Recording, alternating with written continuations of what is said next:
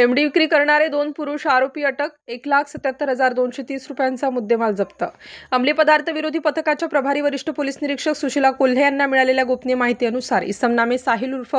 विवेक अनिल गांगुर्डे वय 24 वर्ष व अमित उर्फ अभि नितीन पाटील वय 20 वर्ष हे स्वतःच्या फायद्यासाठी बेकायदेशीररित्या मॅफेड्रॉन हा अंमली पदार्थ स्वतःच्या कब्जात बाळगून विक्री करण्याकरिता हनुमान मंदिराजवळ अंबड लिंक रोडवर पवननगर नाशिक येथे येणार असल्याची माहिती मिळाल्याने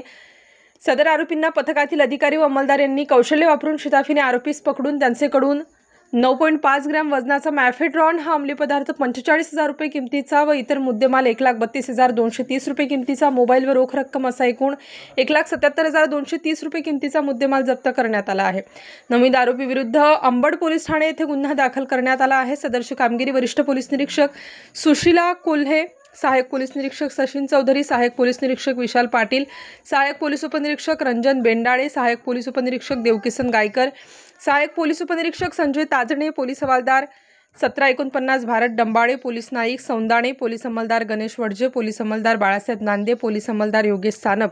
पोलीस अंमलदार चंद्रकांत बागडे, पोलीस अंमलदार अविनाश फुलपगारे, महाराष्ट्र पोलीस अंमलदार अर्चना भड, सर्व नेमणूक अंमली पदार्थ विरोधी पथक गुन्हे शाखा नाशिक शहर यांनी सदरची कामगिरी केली आहे. स्टार न्यूजसाठी मोहसिन पठाण, नाशिक.